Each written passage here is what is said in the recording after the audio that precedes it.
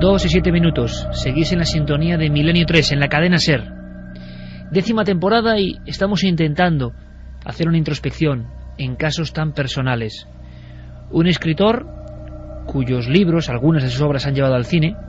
Me estaba imaginando yo ahí fuera, hablando con Santi, la cara de Julio Llamazares, de Felipe Benítez Reyes, personas bastante escépticas, cuando oyen a uno de sus colegas, bien reconocido, hablar de un caso que no es ver una luz, no es ver algo en la lejanía del cielo, es ver un monje que viene hacia ellos, que no pisa el suelo, y encima con testigos, su propia familia, su propia hija.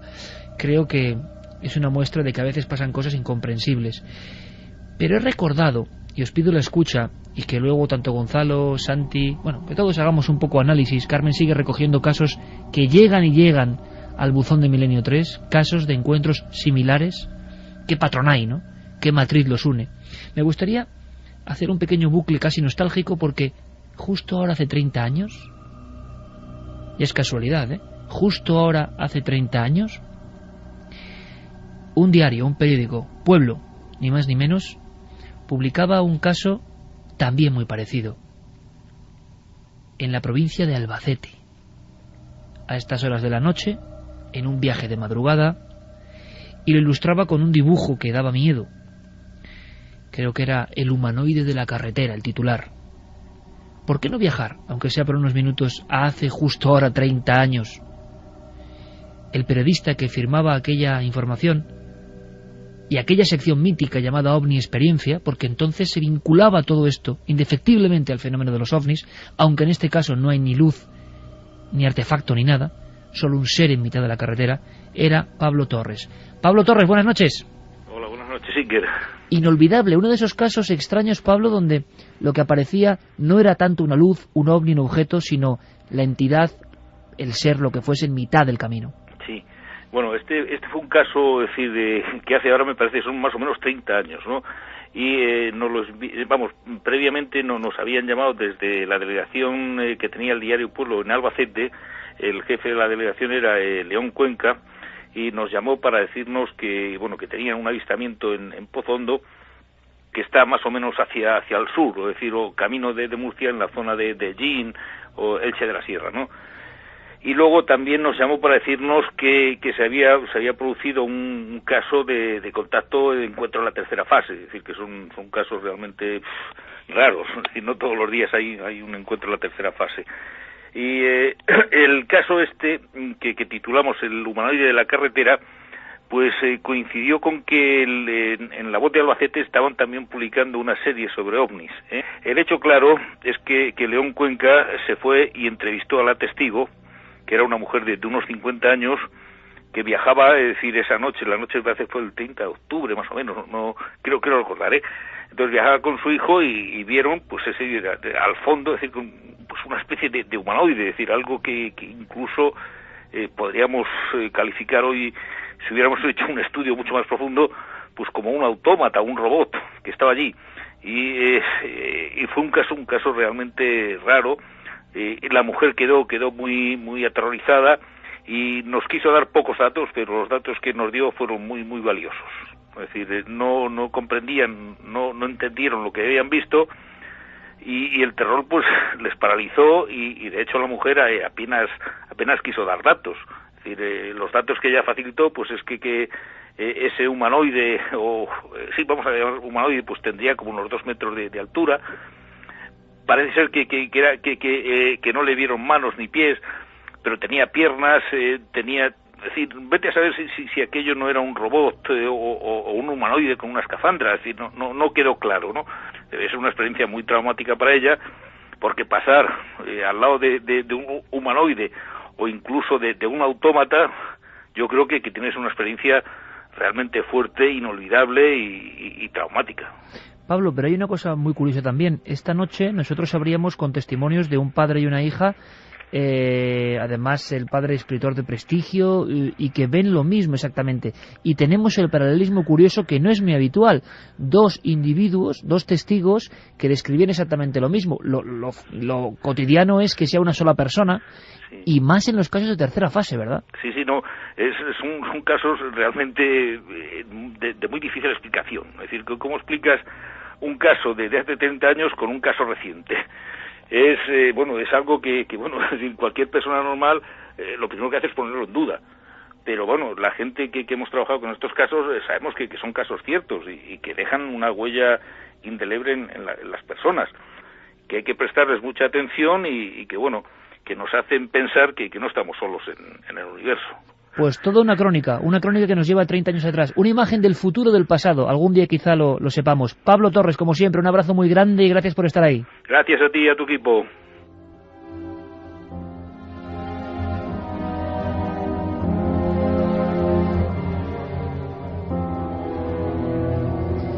Vamos con los mensajes que nos llegan a las diversas vías de contacto. Amor nos decía: impresionante la historia del monje, me ha puesto los pelos de punta, me ha recordado a los monjes del Miserere de Becker. Vaya susto el día de difuntos, muy valientes los testigos. Chema de Badajoz nos comentaba que un amigo le contó que una noche en Plasencia volvía a casa andando y un monje con sotana y capucha que flotaba le siguió de lejos. En varios segundos estaba a su lado y su amigo salió corriendo. Hola, soy un cirujano de Aranjuez. Hace unos 7 años, yendo en bici entre Aranjuez y el pueblo fantasma de Oreja, vi un ser totalmente blanco que se movía o se paraba según lo hiciera yo. La reacción: huir, nos comentaba Javier. Hace unos años algunas personas comentaron que habían visto de madrugada una especie de procesión de frailes por la carretera en dirección al santuario de la Virgen, pero nunca se aclaró el tema, nos decía Juan desde Villarrubia. Hola, yo he vivido una experiencia muy parecida en el pueblo de Ayamonte, en Huelva. El ser era muy parecido, con un manto que se bamboleaba, una especie de sombrero de ala ancha, y venía flotando. Esto nos lo comentaba Diego. Juanra desde Valencia, en la carretera de Camañas, Teruel, vimos un ser que rato después vieron 2 chicas también y temblaron de terror. Paco Vázquez desde Rota. Es curioso, pero esto que estáis contando hoy me lo contó el otro día una persona de Rota. Ella lo vio en la carretera de Sanlúcar de Barrameda a Rota y dice que bajó de una luz con capucha y con una especie de palo que les indicó que se parasen. Lo curioso es que tampoco tenía cara. Creo que visionar una figura como la que estáis describiendo tiene que ser terrorífico y para no olvidarlo en la vida, nos decía Charo. El pueblo al que hacía antes referencia Anabel, que se lo hemos preguntado, es Abadía. El monje estaba a 2 metros de nosotros y nos seguía. Cuando lo vimos salimos corriendo despavoridas. Aún así no nos cambió la vida y hemos seguido volviendo al sitio. Es precioso. He oído más historias acerca de esta figura de una mujer que se aparece en Villalrato, y cerca de este punto hubo hace 5 años un accidente de tráfico de un hombre que iba al entierro de su padre y de su madre, nos lo comentaba José Luis. Esta aparición es muy similar a la de Vegas de Coria, apuntaba Juan. Dice mi padre que eso le pasó también al lado de Molina de Aragón y el pastor murió. No sé si será verdad, pero siempre me lo cuenta, nos decía Tomás Asensio. Juego en el equipo de fútbol de Villanueva del Duque y paso todas las noches por allí, pero seguro que no volveré a pasar. Y como siempre, compañeros, Gonzalo, Javier, Santi, aparición, carretera, una serie de elementos, de arquetipos, y estallan las vías de contacto, estalla lo que recibimos como con ningún otro tema posiblemente, y la gente cuenta como casi el mismo caso. Cambian las carreteras, cambian las épocas, cambian los lugares. Lo que no cambia es lo que se ve.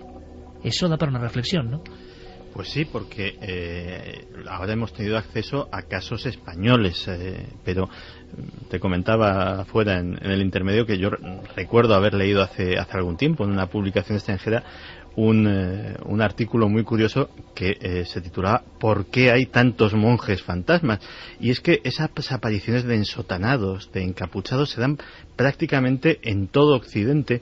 Y la verdad es que con una proliferación curiosísima en Reino Unido, patria chica de lo paranormal casi, pues prácticamente en cada abadía, en cada carretera, en cada camino hay la historia de un monje incorpóreo o más o menos siniestro que se aparece por los caminos, ¿no?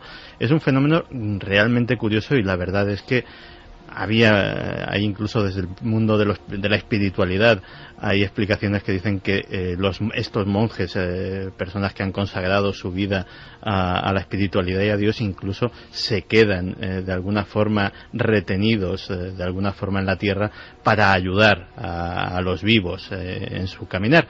Pero en fin, son explicaciones más o menos poéticas.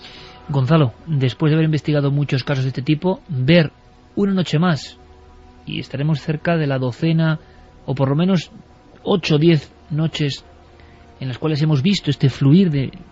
Por supuesto que muchas pueden ser pesadillas, alucinaciones, confusiones, pero con que un porcentaje sea verdad, cómo se parece a esos casos que están ahí, y cómo la gente, mucha gente, el público, nuestro querido público, se atreve a contarlo, quizá no con la fuerza de los testigos que han estado ahí a viva voz, ojalá vayan perdiendo el miedo, pero en cuanto contamos una historia de este tipo, muchas personas sienten el alivio de tener que contarlo, tener que decirlo, describir al mismo ser, como algo que no es fácil de difundir ni contar con los demás, incluso en los círculos familiares. ¿Cuántas personas callan lo que han vivido en pleno día, en plena noche, en el campo, en la carretera, en los caminos?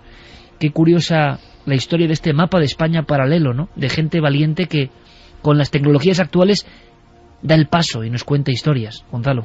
Vaya que sí, me parece que me has leído el pensamiento, porque cuando hablaba Carmen y nos contaba las vivencias de otras personas, yo estaba pensando en ese momento lo difícil o lo extraño, por lo menos para mí, no sé el resto de investigadores, que a principios de los 80 se nos hacían estos casos, porque no encajaban, no cuadraban con el fenómeno OVNI o con el tipo, la tipología de humanoides que se veían entonces, o que la gente te contaba. Entonces estos primeros casos, para mí, por lo menos, repito, a lo mejor yo en esto pues era más neófito, pero bueno, el caso de Saucedilla a mí me pilló de sorpresa porque no sabía dónde ubicarlo.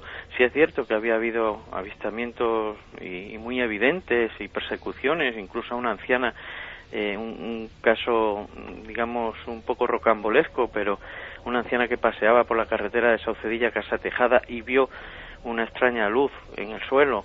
Esa luz subió a la carretera y la persiguió. Imagínate una anciana corriendo hasta el pueblo, tampoco la querría coger, desde luego.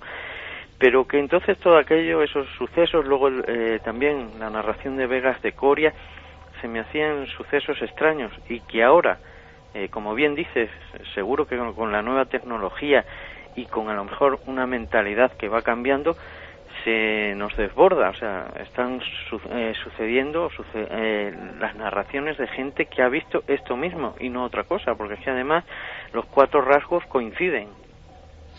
Pues lo que haremos, Gonzalo, es investigar ese flujo de información, tendremos que repartirlo, evidentemente, y ver qué hay de verdad, porque estos casos, pese a quien pese, se siguen produciendo. Testigo de ello, y de las investigaciones, de las grabaciones, de las pesquisas, todo eso es muestra de que las personas están ahí, como el testimonio de la hija del Rojillo, como le conocían ahí en Vegas de Coria, en Garganta la Olla. Todo eso conforma un mapa de personas, no son fantasías, son personas de carne y hueso que cuentan algo que, repetimos, es muy difícil de creer, pero ahí está, y desde hace seguramente muchísimo tiempo. Gonzalo, compañero, un fuerte abrazo. Buenas noches a todos. Javier, sigues ahí. Han pasado cosas esta semana que podíamos incluso relacionar. Me tienes que contar algo ahora de una curiosísima conferencia. Desde luego. Pero tu análisis me interesa mucho. ¿Por qué quizá ese anonimato, entre comillas, ¿no?, del correo electrónico, del SMS, de ponerse en contacto sin dar la voz, permite una especie de no sé, de saltar el escudo, de quitar los prejuicios que existen para, quizá en familia o en círculos más cerrados, contar a mí me pasó esto? Bueno, yo creo que hay una serie de casos, tú lo has apuntado antes, ¿no?, que en muy pocas ocasiones se tiene esta respuesta como la que nos ha dado Carmen de tanta gente que ha tenido estas experiencias. Yo creo que hay una serie de casos que van muy dentro de nuestra capacidad de encontrarnos con lo invisible. Yo diría que, por ejemplo, están los casos de visitantes de dormitorio en esa categoría, estos casos de apariciones de monjes extraños en el campo o en la carretera en medio de la noche, y quizá muy pocas cosas más.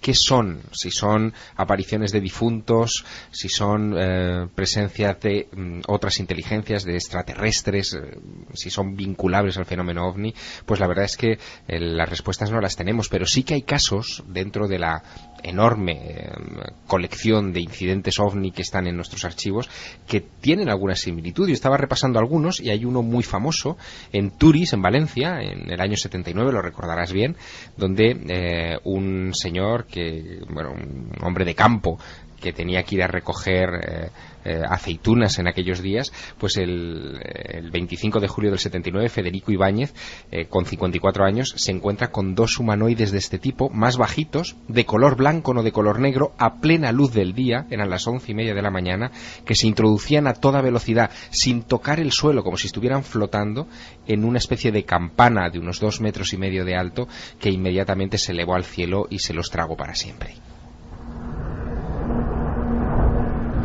Seguimos, repetimos vías de contacto. Carmen, creo que es importante esta noche porque está llegando una cantidad de material increíble. Las vías de contacto 27699, palabra clave milenio, espacio vuestros mensajes, milenio3 con número, @cadenaser.com y www.cadenaser.com para dejar vuestras opiniones que vamos a ir subiendo segundo a segundo. Siguen llegando casos en la carretera de Cadalso. También hay algún caso de apariciones, por eso a veces evitan pasar por el pueblo. David nos decía que a él siguió una figura encapuchada en un camino de San Claudio, cerca de Oviedo. Una de las veces que me volví para mirarlo, lo vi desvanecerse. Todavía estoy aterrado. Pablo, vigilante, nos dice que una noche vieron una aparición en el Parque de la Polvoranca, que se dirigía hacia una iglesia destruida. Yolanda nos decía buenas noches a todo el equipo. Yo vi junto con varios testigos más en el verano del 83, a la hora del anochecer y dentro del cementerio del pueblo donde veraneábamos, un cura de los que antiguamente iban con sombrero de ala ancha. No se le veía ni la cara, ni las manos, ni los pies. Iba como flotando. Llegamos a pensar que era alguien que había entrado al cementerio a robar las letras o los crucifijos. Pero al llegar a la entrada allí no había nadie y no pudo salir por ninguna parte, salvo por donde estábamos nosotros. En mi pueblo existe la tradición de que durante la Cuaresma de Semana Santa una persona pasea por las calles del pueblo de noche vestido como un fantasma y con cadenas, nos decían Raúl y Cris desde Toledo. Buenas madrugadas, milenarios. Otra increíble aparición similar a esta sucedió en La Cañada, en Ávila, que hasta el perro pastor alemán del guarda se puso muy nervioso. No era igual, era una figura blanca en el caso de La Cañada, en Ávila. En Monterrubio de la Serena, 2 cazadores una noche vieron a ese ser. Estoy alucinando, esto está a unos 30 kilómetros. Juan desde Bilbao, en la autopista A68, hace años entre Haro y Miranda se aparecía un ser gigantesco. ¿Hay alguna relación? A mí, no sé, yo me quedo sobrecogido de verdad cuando veo esto en vivo y lo estoy viendo en una pantalla, ¿no? Gentes de diferentes puntos y contando encuentros. ¿Tiene que ver con todo lo que está pasando últimamente o son elementos de realidades completamente distintas, aunque vayan en paralelo? Empezábamos con la información de esta semana. Javier Sierra añadía algo más. Esta semana han pasado muchísimas cosas y ahora entramos en un terreno pantanoso pero apasionante. Está pasando ahora mismo.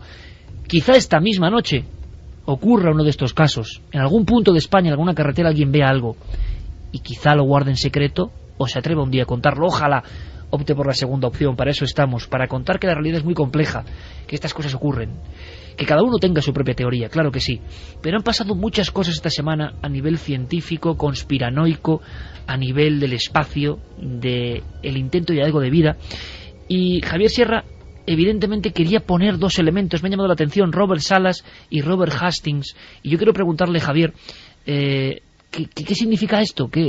¿Por qué es importante? ¿Qué ha ocurrido en una charla que parece que tiene que ver con todos estos nuevos vientos de admitir que no estamos solos? Pues mira, mientras estábamos sorprendidos con la noticia de si las Naciones Unidas había destinado o no a una persona para encarar una crisis de comunicación con extraterrestres en el futuro, pues saltaba otra noticia también muy llamativa. Ocurría el lunes, este lunes pasado, el día 27, en Washington, en la calle 14, que es donde está el Club Nacional de Prensa, que es un lugar al que acuden políticos o diplomáticos, deportistas, en fin, gente de la vida pública norteamericana cuando quieren hacer algún tipo de declaración importante para la nación. Bueno, pues en ese Club Nacional de Prensa, el pasado lunes, se reunieron 7 exmilitares, algunos de ellos altos mandos, tenientes coroneles, pilotos de combate, en fin, gente muy preparada, para denunciar que el fenómeno OVNI parece sentir una irresistible atracción por lugares donde hay almacenadas armas nucleares.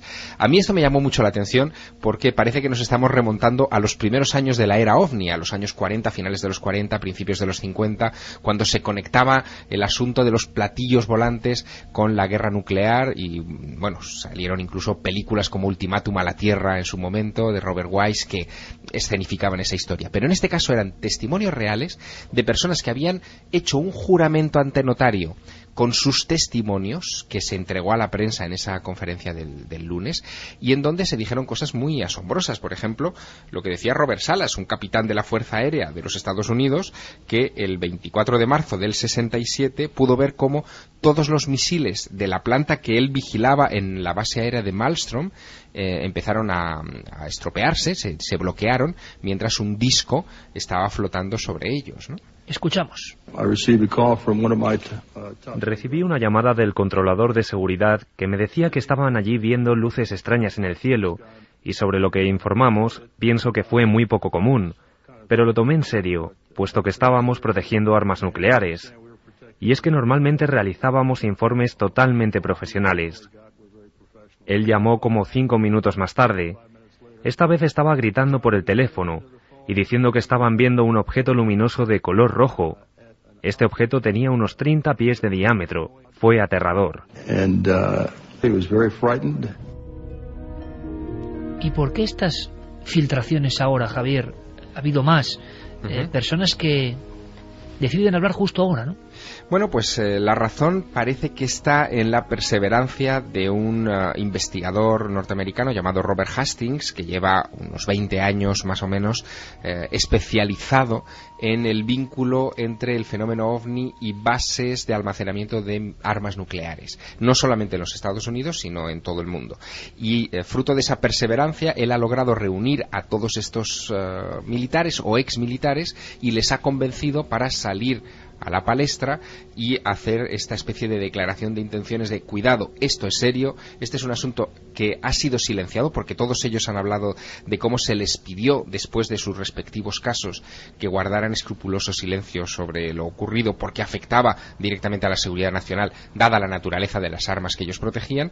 Y lo que Robert Hastings pretende es sumarse a una corriente que ya lleva un tiempo en marcha en los Estados Unidos de coger a testigos de élite que den fe de sus experiencias. Esta no es la primera conferencia que se da en el Club Nacional de Prensa de Washington, es la tercera desde el año 2001 que reúne a esta clase de testigos, pero sí es la primera vez en la que testigos de algo tan concreto como OVNI sobre instalaciones militares dan la cara. Escuchamos, este es Robert Hastings. La desclasificación de archivos del gobierno y los testimonios de antiguos militares americanos ya retirados confirman que no hay ninguna duda sobre la realidad de los casos de incursiones de ovnis en base de protección de armas nucleares. Mi opinión y sus opiniones es que quien quiera y quienes sean los que piloten estas naves están enviando una señal a Washington y Moscú, entre otros, porque estamos jugando con fuego, ya que la posesión y el uso amenazante de armas nucleares amenazan potencialmente la raza humana y la integridad del medio ambiente del planeta.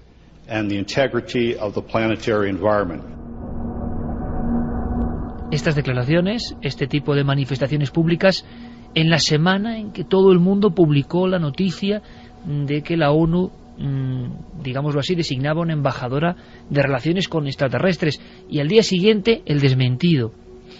Hemos preguntado a Enrique de Vicente y hemos lanzado una encuesta para saber cómo pulsa nuestro público, cómo siente lo que está ocurriendo.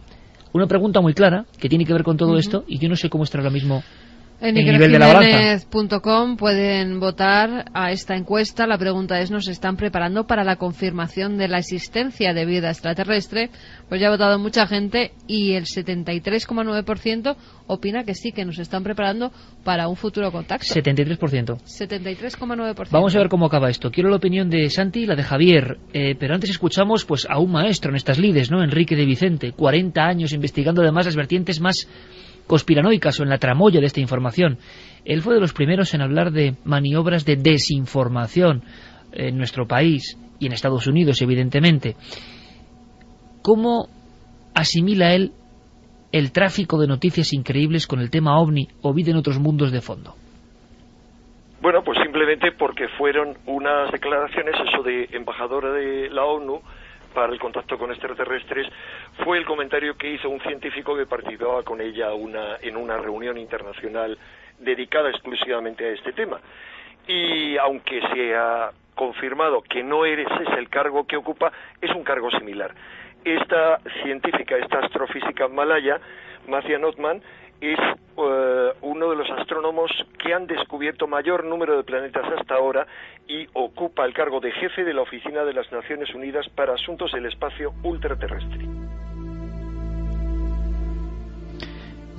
Quería matizar una cosita que ha dicho Enrique. La reunión en cuestión no se ha celebrado todavía, se va a celebrar esta semana, concretamente los días 4 y 5 de octubre, y es de tremenda importancia, porque la celebra ni más ni menos que la Royal Society de Londres, una de las instituciones científicas más importantes del planeta.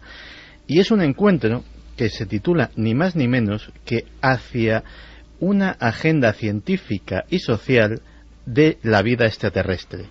Y es una reunión de importantísimos expertos de todo el mundo.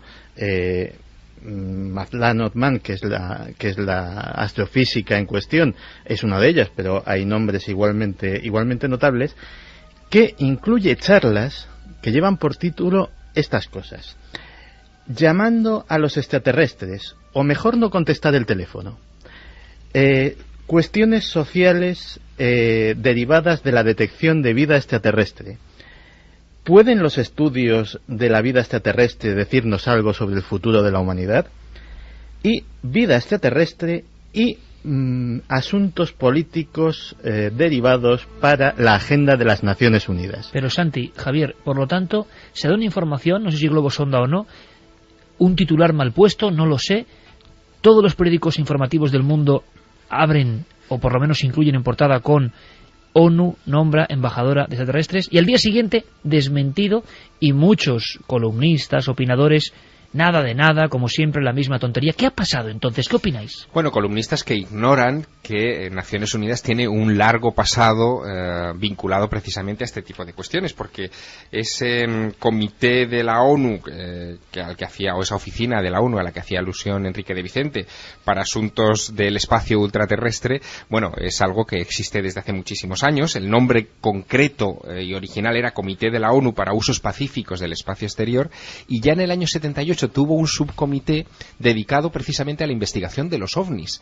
en el que estuvieron nada menos que personajes como Joseph Allen Hynek, un astrónomo que se convirtió en el primer investigador científico de este problema de los objetos no identificados, o Jacques Vallée, un astrofísico que ha escrito muchísimos libros sobre esta cuestión y que tiene una enorme reputación científica, hoy reside también en los Estados Unidos de América. En fin, que es un asunto ya largamente deliberado, pero que ahora surja esta conferencia en la Royal Society donde participen estos personajes de Naciones Unidas junto con otros científicos de gran envergadura, es justo el punto que Santiago Camacho ha subrayado y que creo que es la clave de este asunto, ¿no? La clave absoluta, pero la prensa internacional, hasta con más fuerza que en la ocasión en que se dijo que la ONU nombraba embajador de las estrellas de alguna forma, con más fuerza, con más virulencia en algunos casos, desmentía esta información. Ignorando que existe un protocolo de postdetección de vida inteligente extraterrestre ya establecido y que se maneja en Naciones Unidas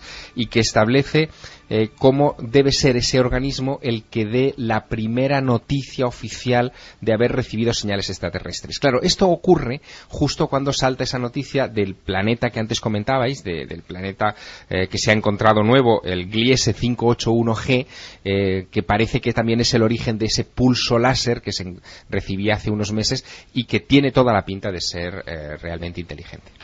Además, los titulares de los periódicos a nivel mundial publicaban, diario británico lanza falso rumor sobre representante extraterrestre de la ONU. Decían que podía haber una mala interpretación, que esta señora había dicho que la conferencia que iba a dar iba a ser sobre la basura extraterrestre que caía a la Tierra, pero que eso se malinterpretó y que además, después de ella negarlo en una rueda de prensa que tuvo que dar, decía que además lo único que iba a decir en esa conferencia que va a dar son los planetas, que se han descubierto fuera del sistema solar, que iba a hablar de eso y de la posible vida extraterrestre que podía haber en ellos, pero no que iba a ser intermediaria entre los extraterrestres y nosotros. Ahí Carmen además ha dado con una clave muy interesante de todo este asunto, porque como siempre que las cosas se enturbian, hay dos versiones, una primera versión y luego un recogido de velas, que efectivamente Mazatlan lo primero que dice, no, es que yo iba a dar una conferencia sobre objetos cercanos a la Tierra, pues eso, basura espacial, asteroides que pasan y que pueden tocar la Tierra, ese tipo de cosas. Claro, alguien se fue efectivamente a la web de la Royal Society a ver de qué iba esto y se encuentra vamos, está ahora mismo colgado, o sea, no es... Esas ponencias de títulos tan increíbles, ¿no? Pues títulos sí, que hablan de extraterrestres. Y que desde luego de basura espacial pues tienen bastante poca relación. Desde luego además también cuando decía que no ponía la mano en el fuego de que fuera un bulo, caramba, si la ONU hubiera designado un representante de este tipo, tampoco lo iba a hacer público, o sea, y desde luego lo iba a desmentir, con lo cual blanco y en botella. Escuchadme atentamente, Enrique, porque nos da más información. A su parecer es información revolucionaria que está fluyendo en las altas esferas del poder. A ver cómo la interpretáis. Yo creo que Hawkins, sin más, es uno de los científicos que ha querido dar el primer paso, conocedor de las informaciones revolucionarias que están llegando ya y que nos van a sacudir de forma muy contundente en los próximos meses, pero después de Hawking, que decía que podían ser agresivos, ha habido otra serie de científicos notables. Algunos, por referirme solamente a unos cuantos, a algunos de los que han participado en esta reunión internacional que hubo en la Royal Society, que es la principal academia de ciencias del mundo, en Londres, y entre ellos está Paul Davies, que es un científico increíble, que realmente parece que se hubieran basado en él para pensar en el personaje, en ese teólogo científico que es coprotagonista de la película Contact. Este Paul Davies, en el pasado, es autor de libros como Dios y la nueva física y ha hecho afirmaciones sorprendentes, como que los extraterrestres podrían haber dejado en nuestro ADN un mensaje codificado para que lo decodificáramos en el momento en que hubiéramos llegado a un grado de evolución. Pues bien, este señor se le ha puesto a la cabeza de la búsqueda de vida extraterrestre en Estados Unidos y las declaraciones que hizo hace menos de una semana fueron tan sorprendentes como las que han hecho otros muchos. Por ejemplo, el astrónomo real. Las declaraciones del astrónomo real de Inglaterra son absolutamente sorprendentes. Dice textualmente: los extraterrestres pueden estar mirándonos a la cara y no somos capaces de reconocerles. Puede haber vida e inteligencia allá afuera en formas que no podemos concebir. Igual que un chimpancé no es capaz de entender la teoría cuántica. Puede haber aspectos de la realidad que estén mucho más allá de la capacidad de nuestros cerebros.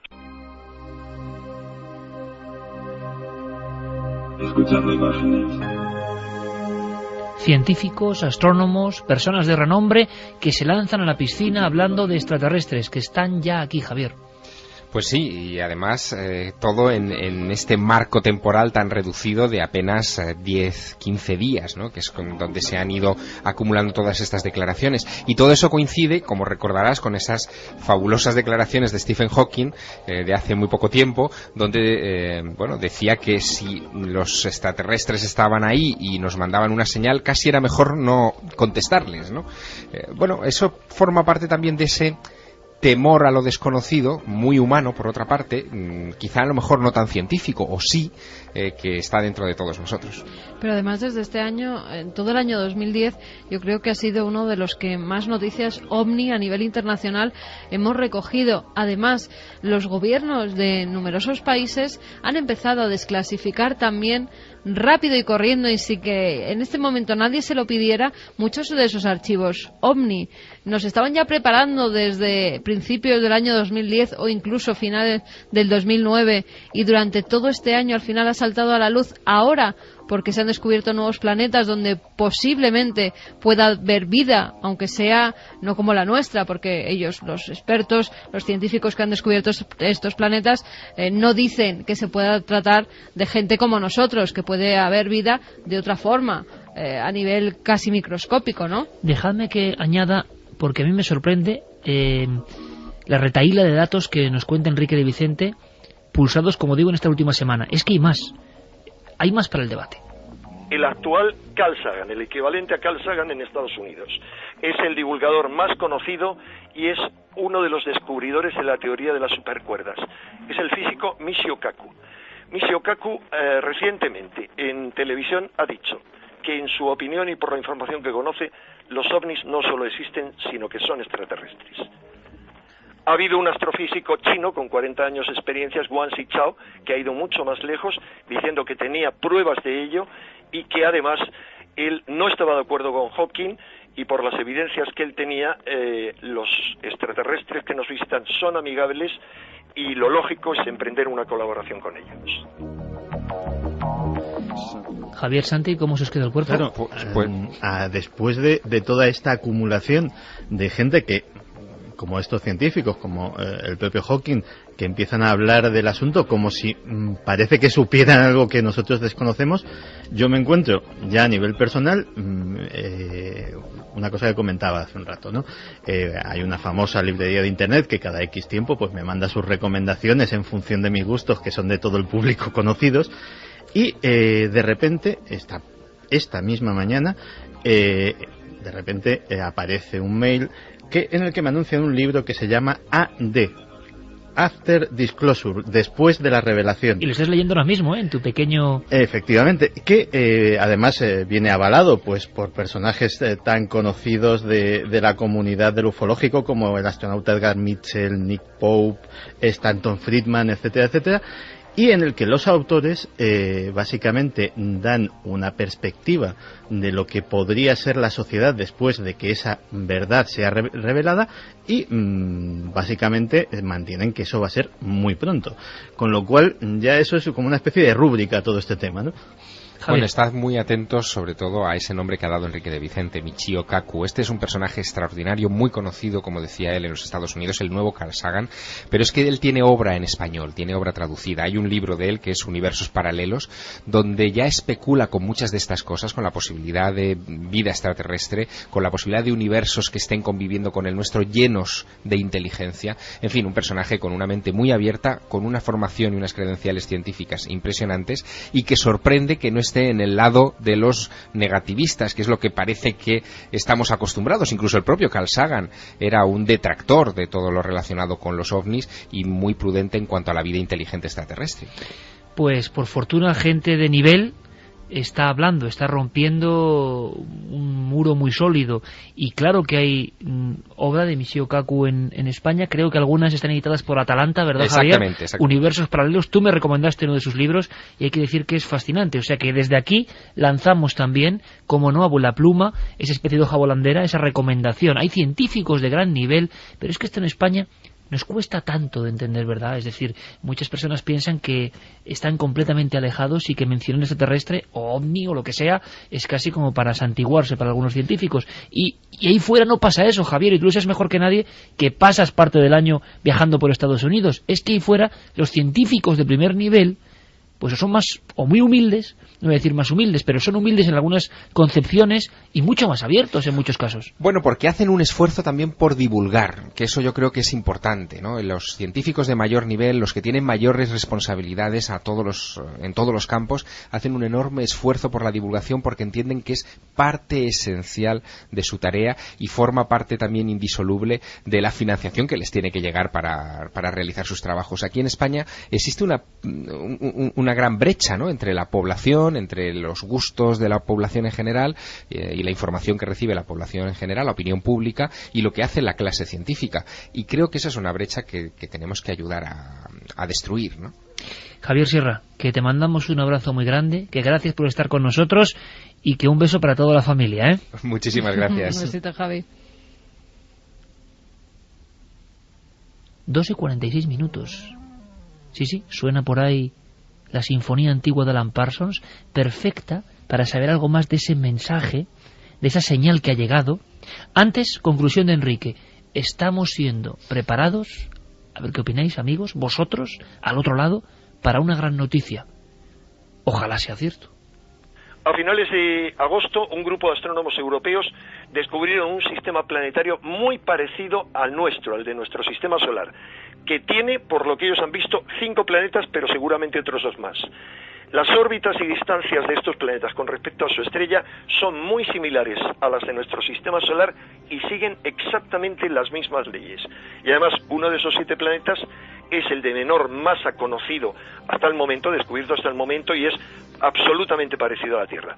Pues bien, la noticia de que en 7 meses se iba a descubrir un planeta similar a la Tierra se ha adelantado. El 20 de septiembre se ha descubierto el primer planeta habitable, que está situado a más de 20 años luz de nosotros y que podría albergar vida. El siguiente paso que nos espera no lo sabemos muy bien, pero por los cálculos muy prudentes de los científicos está muy cercano el momento en el que se anuncie un paso más. Quizá la evidencia de que existen rastros de inteligencia en el espacio. Rastros de inteligencia en el espacio. Repito, ojalá. ¿Qué hay que saber en apenas 10 líneas, Carmen, de ese pulso? Es que es una historia tan maravillosa.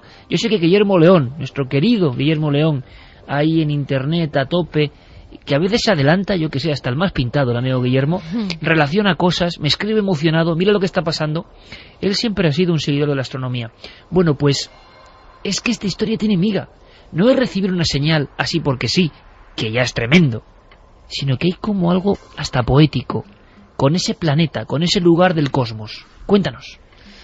Pues ya decíamos que saltaba esta semana a todas las noticias a nivel mundial, en todos los medios de comunicación, que podía haber un planeta por fin que albergara vida. En este caso, ese planeta se llamaría Gliese 581, estaría a 20 años luz, mucho más cerca de lo que se pretendía, según los estudios que se han hecho en años anteriores, pero es que ese planeta ya tenía historia, porque fíjate, y Guillermo me enviaba ahora el enlace que en 2009 ya publicábamos nosotros en ikerjimenez.com. El 14 de agosto de 2009 decía la noticia o la invitación: envía tu mensaje a un planeta lejano. Será posible hasta el próximo 24 de agosto la gente que lo desee y que puede visitar una web que daban para colgar mensajes de no más de 160 caracteres que se transmitirán a Gliese 581, al planeta que ahora los científicos dicen que puede albergar vida. Estamos hablando de agosto del 2009. Ellos ya entonces tenían que saber algo. Esto es una iniciativa que los científicos australianos ponen en marcha, y el primer mensaje que se iba a enviar decía: hola desde Australia, en el planeta que llamamos Tierra. Estos mensajes expresan los sueños de nuestra gente por el futuro. Queremos compartir esos sueños con vosotros.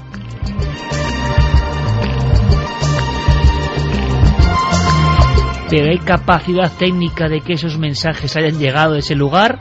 ¿O con la intención vale? Lo cierto es que esa señal que ha llegado ahora, potentísima según los gráficos, tenéis toda la información completa, un dossier increíble de Guillermo León con los documentos en papel digitalizados, increíble, en ikerjiménez.com ya. Bueno, no pues esa señal es increíble. Si llegaron o no nuestros mensajes desde la Tierra hacia este planeta. Lo que sí sabemos es desde la zona habitable de ese planeta y los 6 que lo rodean, que sí que se recibió un pulso láser que, como bien decías en los gráficos, era pues bastante potente. Bueno, potentísimo, es como la típica gráfica que está todo mínimo, bajo mínimos, como típica gráfica de ganancia de empresas, por ejemplo, y de repente subida hasta arriba. Lo recogió Rakib Batal, que es un científico del SETI en Australia. Como no se creía que eso hubiera pasado, que ese pulso fuera tan fuerte, estuvo durante 5 meses estudiando esa señal hasta que pudo confirmar y afirmar que efectivamente esa señal había sido emitida y que era algo extraño, que parecía una llamada o una respuesta a esos mensajes que habíamos mandado desde la Tierra.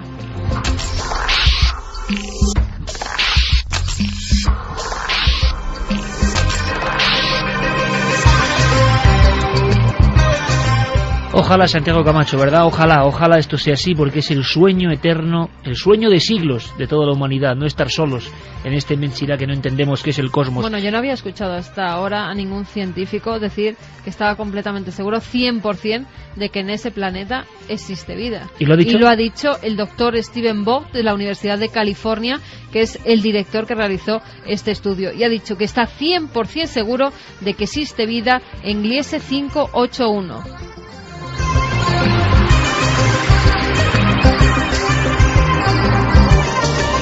Quiero que escuches esto, Santi, que toda la gente que está ahí, todos los amigos que ahora estoy seguro, los que tengan posibilidad de mirar las estrellas, que lo hagan, que fijen sus ojos, ¿no? Como hizo ya el hombre de Neandertal en la noche estrellada. Quién sabe si hay otros que están mirándonos a nosotros. Que escuchen esto, porque es importante. Es el fragmento completo, José Manuel Nieves, director Ciencia, Tecnología, ABC. La impresión que tú decías, Santi, cómo en el mundo científico y periodístico se ha recibido esto. Ojalá no quede en agua de borrajas, en cósmica agua de borrajas que disuelve todo y que se pierde. Esto está aquí, está pasando y hay que llegar al fondo de la cuestión.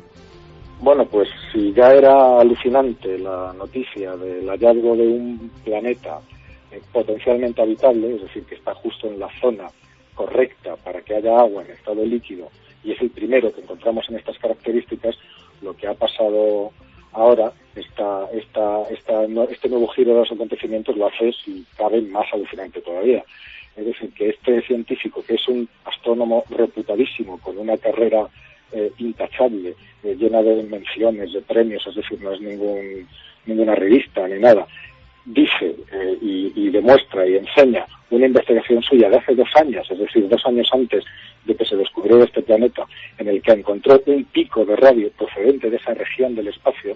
Hay que ver si efectivamente es ese planeta o no, pero es mucha casualidad. Pues sería, pues imagínate, este astrónomo que forma parte del programa SETI y es un miembro destacado de la Academia Australiana de Ciencias y del programa SETI australiano, pues a mí me llena de asombro y de expectativa. Es lo único que puedo decir. Espero más noticias, espero que esto intensifique las investigaciones y espero que de una vez por todas podamos decir que hemos encontrado una señal procedente del espacio.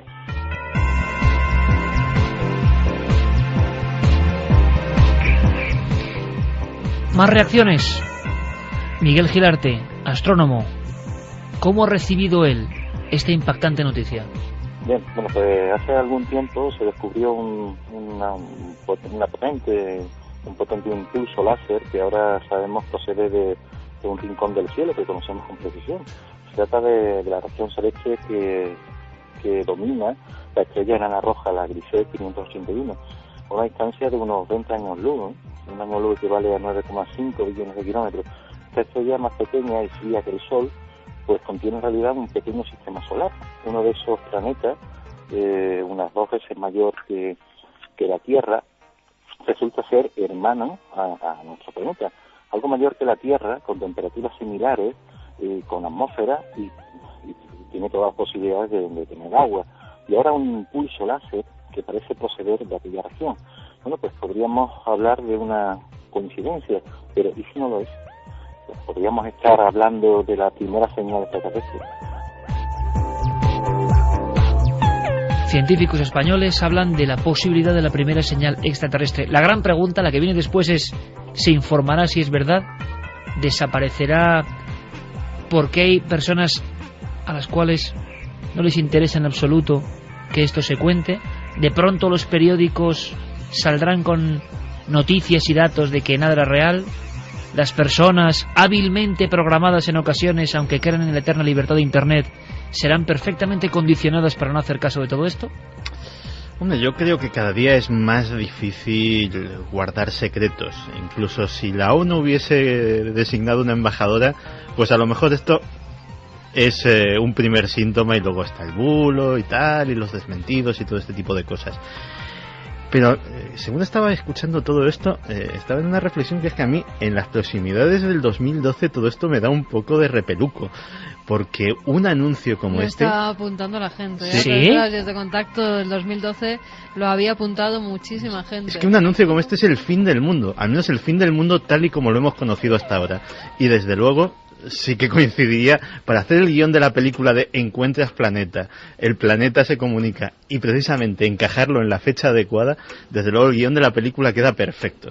Se nos ha quedado pequeña Contact, ¿eh? Empezábamos con ella como algo puro de la ficción, como algo imposible, un eco que llega de Vega a 26 años luz, y ahora estamos discutiendo en la información real, la que sale en todos los medios, que alguien ha encontrado un pulso láser a 20 años luz en un lugar donde sabemos que hay un planeta casi gemelo a la Tierra. Hay una cosa, perdona que te haya interrumpido, pero es que hay una cosa que me encantaría, y cuando tengamos ocasión lo haremos, preguntarle a los científicos. Yo, siendo un profano, creo que el láser es algo artificial. Es decir, ¿hay alguna fuente natural en el espacio que pueda generar rayos láser?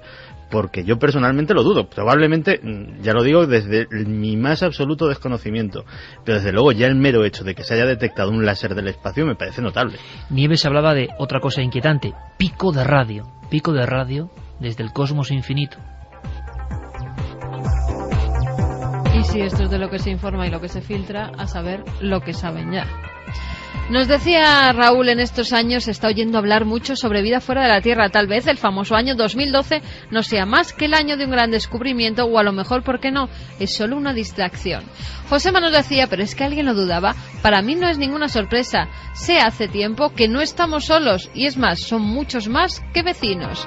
Pirámide de 35.000 años antes de Cristo, lagos vacíos de un día para otro, líneas de Nazca. Si pusiéramos a los extraterrestres en la incógnita de la ecuación de muchos misterios, estos tendrían respuesta, nos decía Adrián José García. Si los extraterrestres realmente buscaran contactar con nosotros, ¿por qué tantos rodeos? Si llevan milenios observándonos y estudiándonos, ¿cuál es el porqué de la espera para un contacto abierto?, se pregunta Carolina. Mir nos decía, me estoy enterando ahora mismo de las últimas noticias sobre planetas habitables. Se me ha puesto la piel de gallina, pero sobre si nos están preparando para una gran noticia, eso no lo creo. Imaginaos el shock. No todo el mundo lo recibiría bien. Ya estoy viendo sectas, fanáticos, incrédulos. Cambiaría totalmente nuestra vida diaria. Ya no se hablaría de otra cosa, y es peligrosísimo que alguien intente aprovecharse de esto para meter miedo. No